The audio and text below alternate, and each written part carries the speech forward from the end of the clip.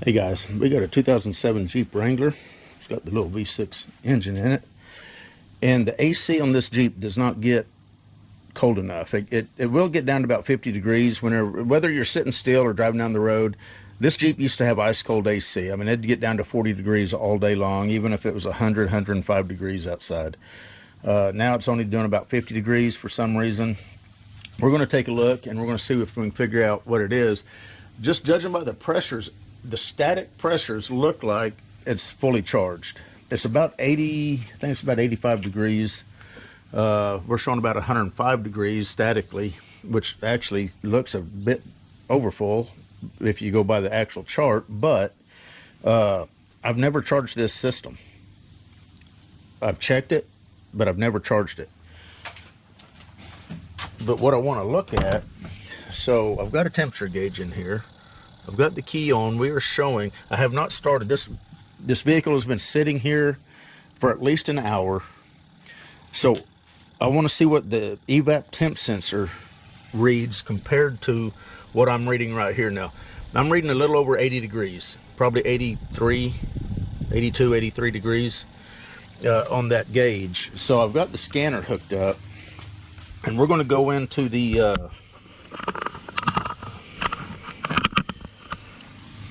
we're going to go into the, what am I wanting to look at? First, let's go into the PCM. See if that's where I want to be. And we're going to look at temp. I want to read the Evap temp sensor.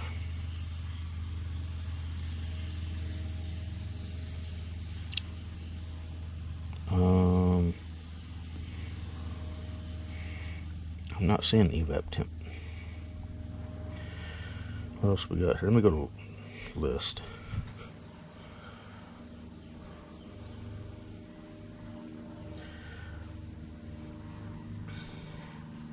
Okay, I'm not seeing an HVAC module. PCM, that's where body control module. Let's see what's under body control module.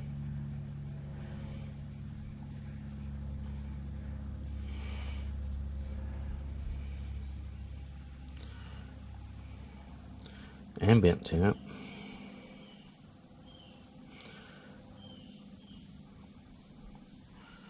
Let's just take a look at the ambient temp. So it's showing the ambient temp about 88 degrees.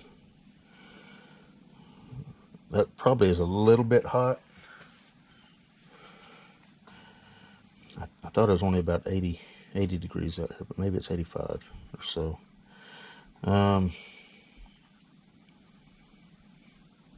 What was this? Cabin compartment node. Don't know. Instrument panel. Maybe that's where the Evap temp sensor's at. Oh, did I see it? There it is. Evap temp sensor.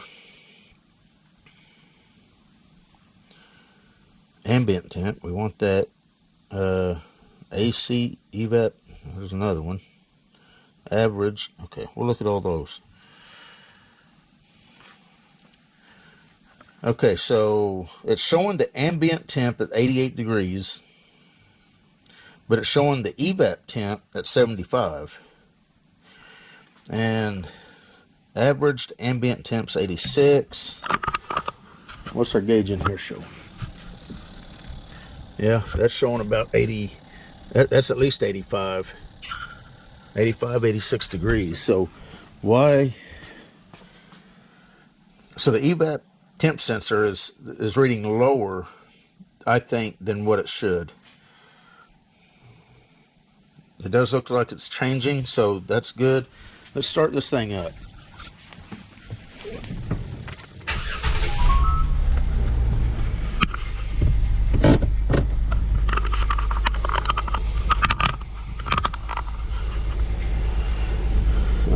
We'll go recirc. I've got it on low. I'll go ahead and go to medium.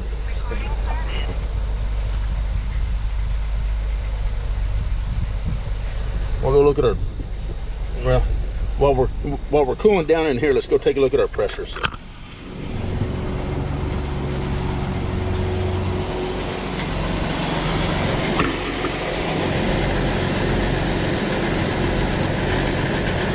Clutch is engaged. Clutch just disengaged.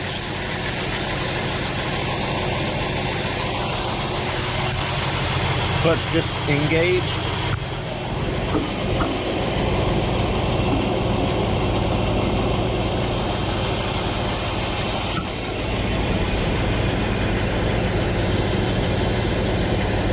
Clutch is disengaged.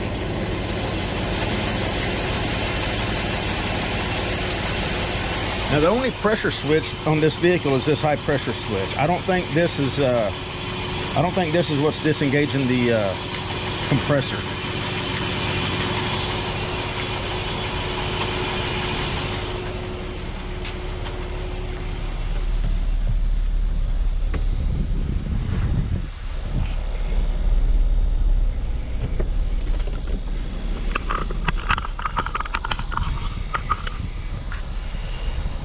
Let's take a look at the scanner here. Evap sensor temperature.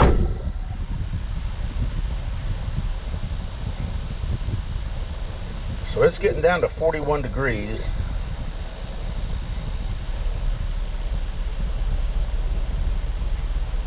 That target, I don't know what to say about that target. I don't know why it's at -4. That might just be a value that's just programmed in and it just stays there. I don't know. But it doesn't look like it's moving at all. And we don't even have 50-degree air right now.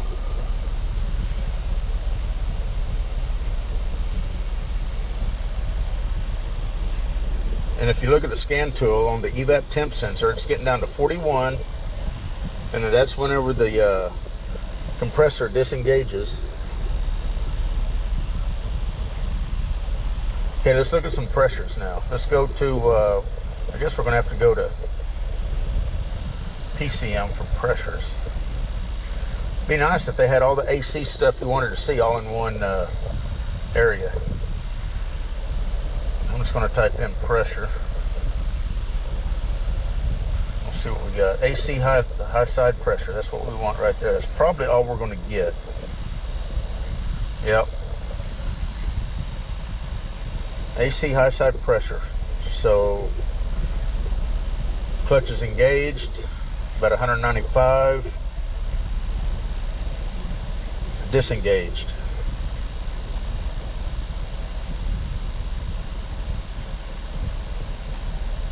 Engaged.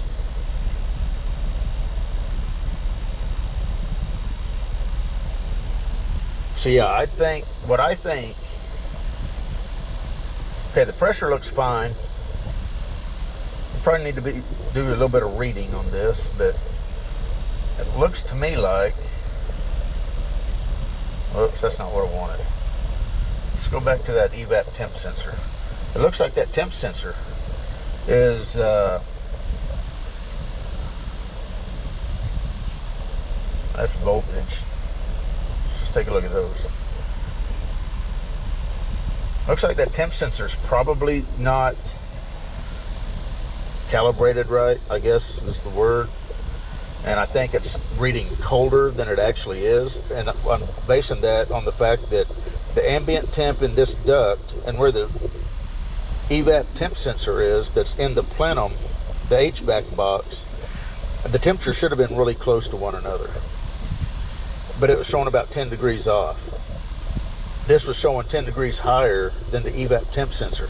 So if the Evap temp sensor, if its true reading was 10 degrees higher, then instead of this being 40 degrees right now, it would show 50, which is closer to what this gauge is showing. And it would allow the compressor to stay engaged longer and let that temp come down colder. Hopefully that made some sense. So what I want to do now, I'm going to go in and we're going to take a look and we're going to read some tech data to make sure that I have an understanding of this system. And then we're going to make a call on what we may need to do here. Because it looks like the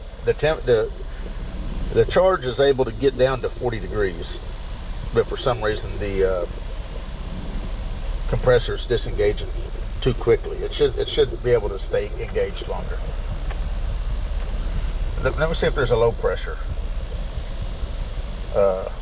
reading. That'd be in the PCM, I guess.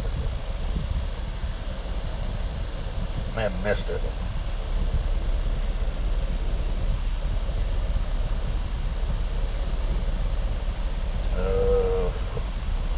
Okay. Oh, guess I need to go to data stream first, don't I? AC high pressure. These other pressures are transmission, oil pressure, barometric. Yeah, I don't see a low pressure for the AC. So let's go read some tech data. See if we can figure out what's going on here. All right, guys. Before we get started in the maintenance manual, this company eManual Online contacted me a couple weeks back and wanted me to try their service. And a lot of people has asked me over the years, where they can get good OEM level maintenance manuals. That include wiring diagrams and component locations and all that kind of stuff. And so I told them I'd give their service a try, and I did. And let me kind of show you their website. If you use the 737 Mechanic discount code, you can get 22% off up to the end of the year too. So right now we're going to take a look at this 2007 Wrangler. If you put in your year, make, and model, it'll show everything that they've got on that particular model. All the way from owner's manuals to wiring diagram manuals, repair manuals, body manuals, all kinds of stuff. And you can put in anything you want. So I've already got it pulled up here, and let's take a look at it. Because if you get looking down through here, first let's take a look at the wiring diagrams, or wiring diagram manual.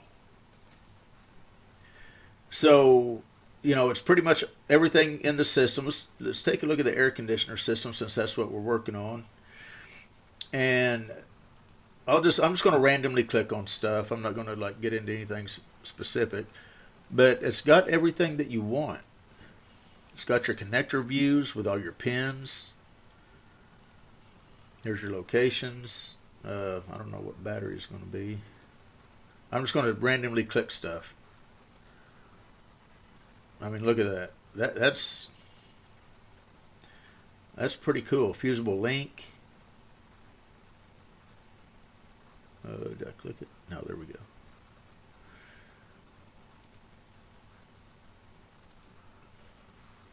More connectors. Full wiring harness routing. But let's go over here to the service info and heating and air conditioning. Electrical diagnostics, you could read down through that for troubleshooting. By the time you read everything, you're going to have a very good understanding of the way the system works. And what I'm mainly wanting to focus on this is the temp sensor and the pressure sensor. Here's the description. I mean, look at that. It's got a nice full description, the operation, how the system works. And a lot of times that's what you need to know. If you're not familiar with the system, you need to first study up on exactly how it works, so you can understand what you're dealing with. That's heater performance specs, AC system. See, like this right here. Freeze up control. There's the Evap temp sensor. Low pressure control. That's the AC discharge line mounted. So the low pressure and the high pressure is all in the same switch, and it's mounted on the high pressure line. And basically the way it works is if there's not enough refrigerant in the system, your low pressure is going to be too low, and it's going to disengage the compressor. And if the pressure gets too high, for instance, you've got an obstruction in front of the condenser or a blockage or something, and the pressure climbs, looks like, let's see what it is. Well, compressor clutch above 4.5 volts. Now there's a high pressure relief valve that opens at 570 psi, but I think the clutch will disengage before that. You've got all your specs here, your torques. special tools. Okay, let's look at controls. And right here is the sensor evap, or the evap sensor. Description of it. There's what it looks like. Okay, this is what I want to see right here. The operation of the actual switch. Blah, blah, blah, blah. The CCN uses the monitored voltage reading as an indication of evap temperature. Okay, the program could respond to this by requesting the powertrain control module or the engine control module, depending on the engine application, to control the compressor clutch off and on as necessary to optimize AC performance and to protect AC system from evaporator freezing. I've seen evaporators completely froze to a solid block of ice. It's amazing that it can actually get that cold, but when that happens, you know, as much as you think that would be good and you'd have some nice 32-degree air, the problem is that once it gets completely froze up, there's no airflow through the evaporator, and now it just starts blowing warm air until it thaws out. The evap temp sensor is diagnosed using a scan tool. You know, a lot of people have commented on some of my videos about, oh, you don't really need a scan tool for this and that. Well, I beg to differ. A scan tool is to work on these computer-controlled cars, you've got to have a scan tool. You've got to be able to see what the computer is seeing. Of course, here's your removal and installation of the temp sensor. Now let's take a look at this transducer. There's the description of it. Operation, okay, here we go. Monitors the output voltage of the transducer by controlling the operation of the AC compressor clutch and the radiator cooling fan to help optimize AC performance. The PCM or ECM will disengage the AC compressor clutch when the high side pressure goes above 431 psi or falls below 30 psi. The AC pressure transducer input will also prevent the AC compressor clutch from engaging when ambient temperature is below 50 degrees due to the pressure-temperature relationship of the refrigerant.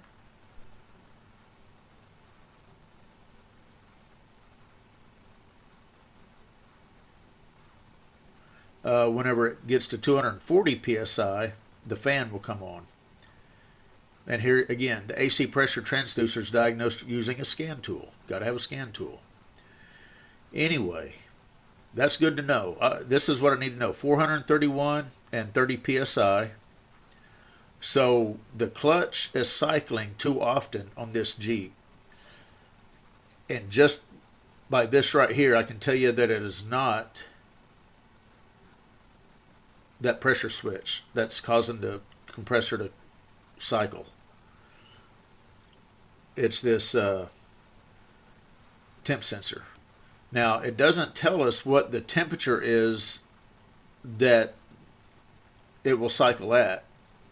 Some service information on vehicles will say it, you know, between 38 and 41, the compressor will cycle off. And it'd be nice if it told us that.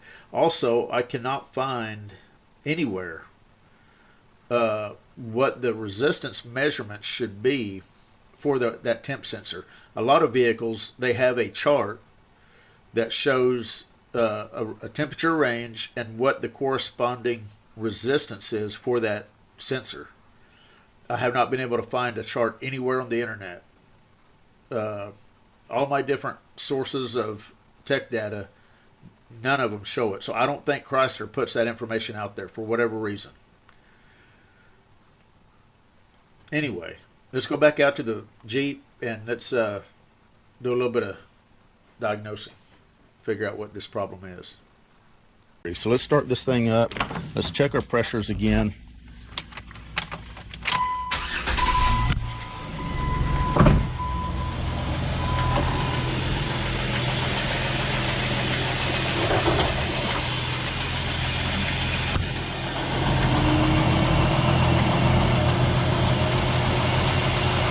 Clutch is engaged. You might be able to see both the gate, the low pressure and the clutch. Clutch is right here.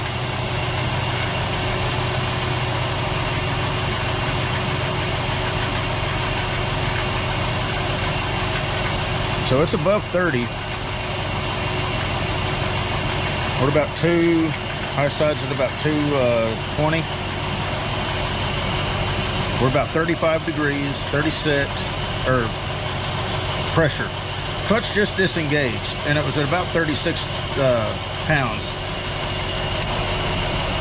The tech data says that 30 PSI is when that switch right here will disengage that clutch. Under normal operating conditions, that switch will never disengage the clutch. It's only if the pressure drops too low or too high will that switch disengage the clutch. And right now it's only going down to about 35 PSI. Let's take a look at that again. Then we're gonna go take a look at that temp sensor. Watch the clutch. We're right at 35, 36, 37, 38.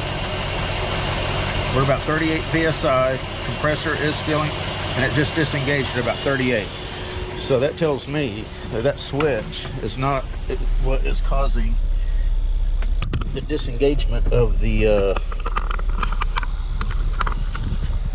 compressor. So let's take a look at the scan data.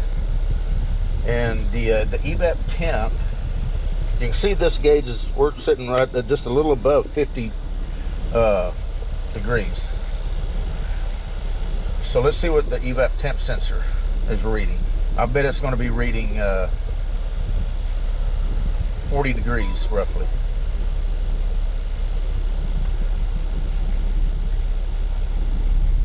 $41.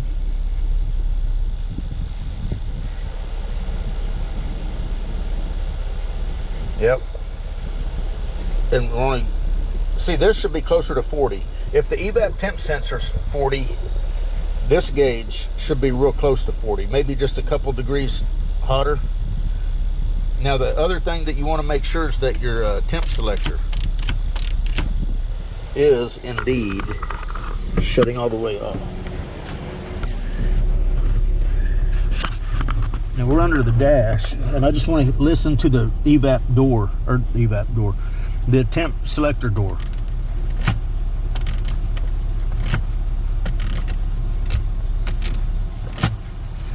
And it sounds like it's hitting its stop and that it's closing all the way. I'm going to pull this off so we can get to that temp sensor. Oh, that was easy. That's all you got to do is just pull on that and that comes off. How about this?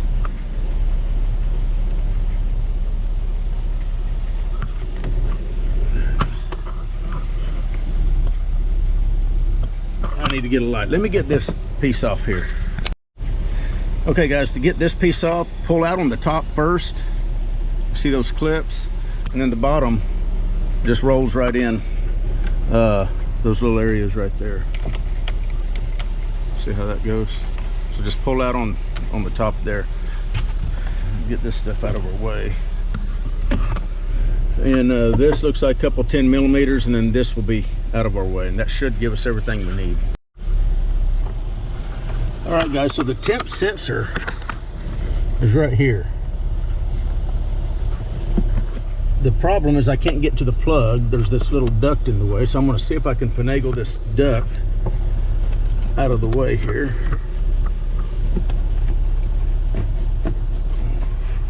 Might need two hands for this. Let me see if I can pop this duct loose.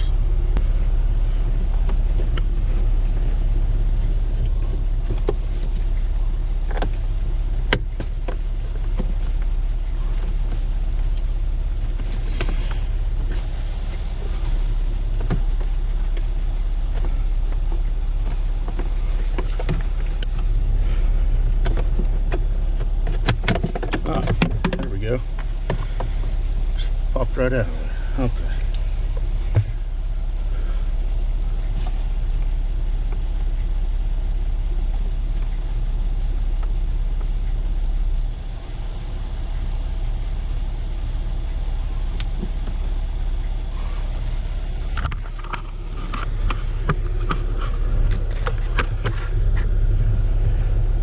Temp sensor for the Evap, and then the connectors right up here. Just follow those wires right up.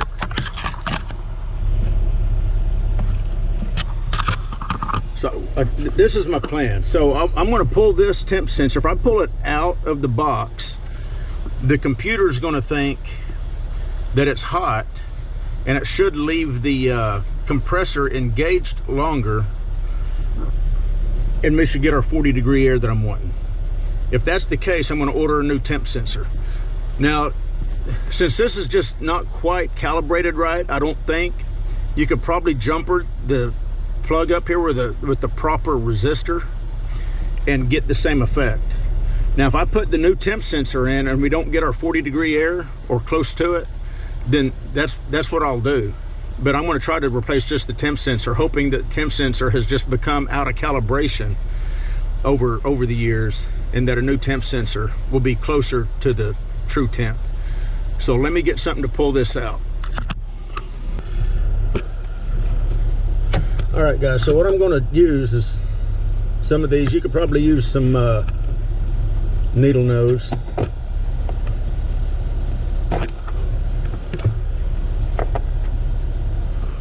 And there's your temp sensor right there.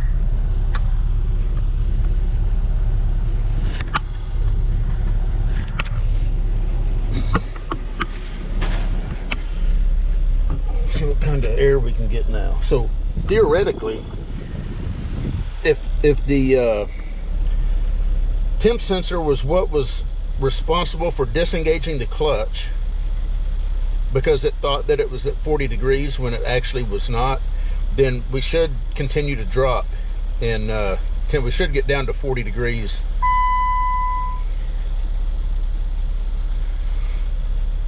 And right now we're already slightly lower than 50, so that's looking good. And if you look up here on the scan tool, it's showing 65 degrees because the temp sensor is obviously just hanging out of the bottom of the air box. Let's check our temperatures, or pressures.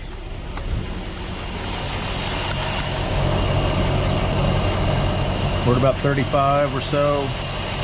Compressor is engaged. We're at about 220 on our high side.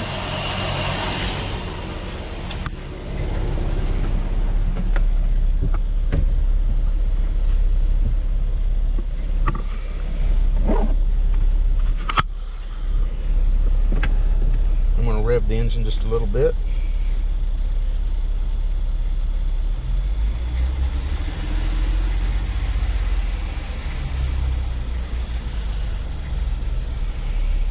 She's dropping.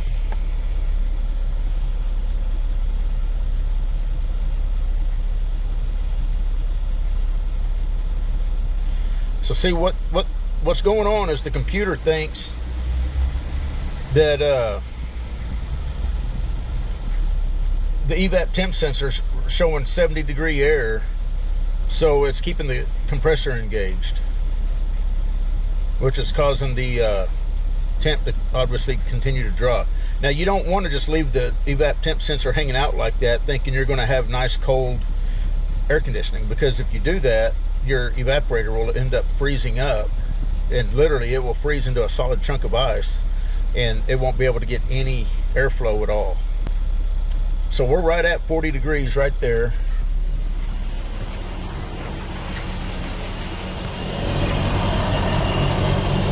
Pressure's engaged. So I'm going to order a new temp sensor, and we're going to see what that does. So let me get a temp sensor, and we're going to see what happens. Actually, I think what I'm going to do, I'm going to compare this temp sensor. I could not find anywhere, not even online, the resistance values of, usually what you'll have is a chart that shows different temperatures and then what the resistance is of these sensors, but I couldn't find a chart anywhere for this sensor. So yeah, unfortunately I can't just check the resistance and see if it falls within the limits. So let me get a temp sensor, and I will measure both after they both set out in the ambient air, and then I'll put it in a cup of ice, and we'll see what if the resistances match up the way they should. Let me get that going.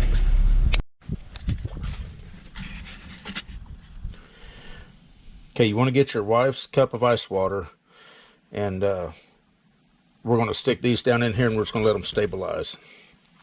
And then we're going to check the temp. So I'll turn the camera back on whenever we get to that point. All right, guys, so I got the new sensor. Here's the part number. You can see that, hopefully. All right, guys, so we're going to check the resistances of these temp sensors. I've got the thermometer here, and it's showing a little over 85. It's probably about 86 degrees by this thermometer. We'll see what the phone has to say. And it's showing 88 degrees, so they're a couple degrees within one another. These temp sensors have been sitting out for about 30 minutes. We'll take the original one first. And I'm just going to use my meter, back probe it right here. Got to turn it on first. And we've got about 1400 ohms, about 1.4 kiloohms on the original. Now after we do the ambient temp, we're going to stick it in a cup of ice so we can get two different baselines.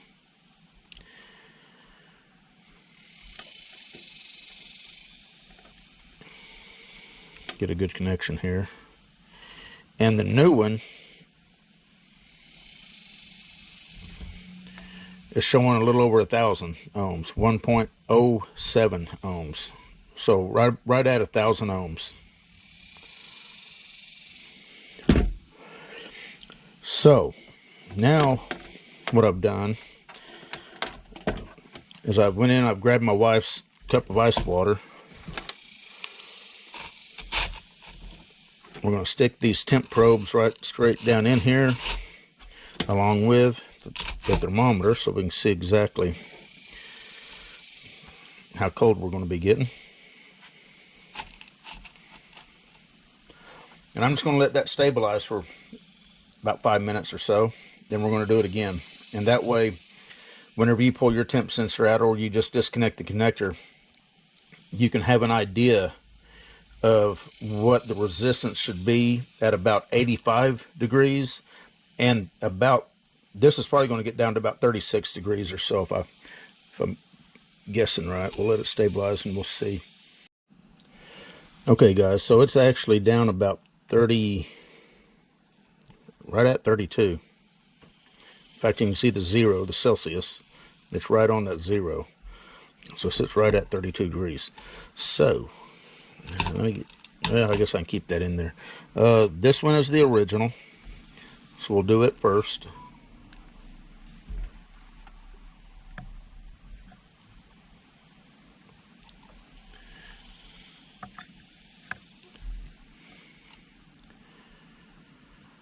Is that coming through? 5.3 kiloohms, so 5,300 ohms.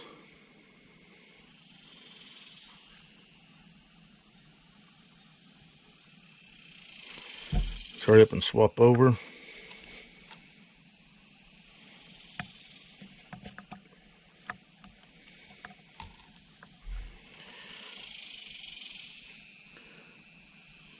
$4,100 ohms. And they're still dropping. They're still stabilizing. Looks like. But you can see there's about 1,000 ohm difference at this temperature. So I'm going to go and install this this new temp sensor, and we're going to see if that gets us hooked up with cooler temps. Once you get the temp sensor in here like this, you've got a little recess for the wire to come up out of here. Make sure that that's sticking up.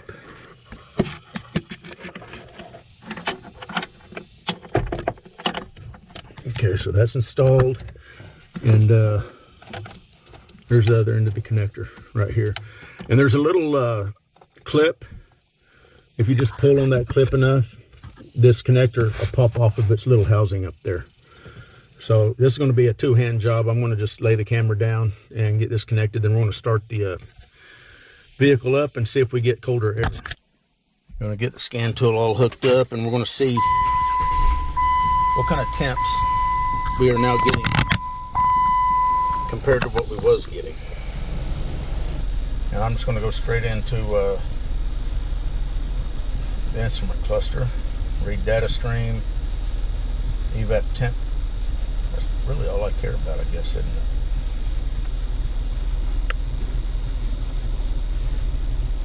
So right now it actually looks like, so as you can see on the scan tool, it's showing 53 degrees, and that's about what the gauge here is showing.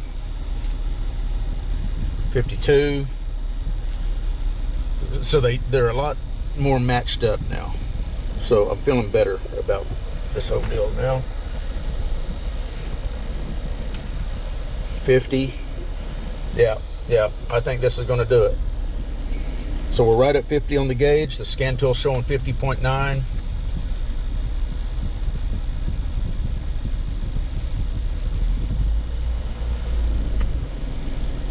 So I think that's going to definitely do it. 49 degrees on the scan tool. Probably about 48 or 49 here on the gauge. We're at 48 on the scan tool.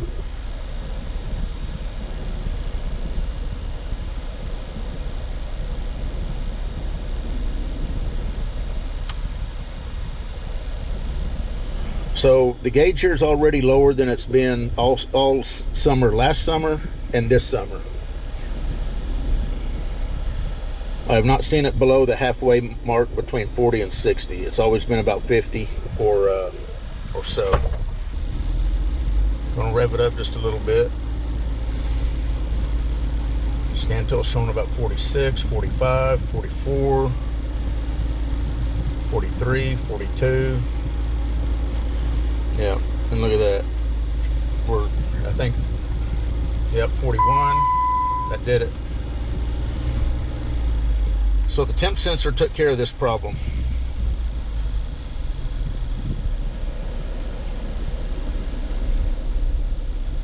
We're good to go. Anyway, this was a 2007 Jeep Wrangler. Ended up being a bad temp sensor.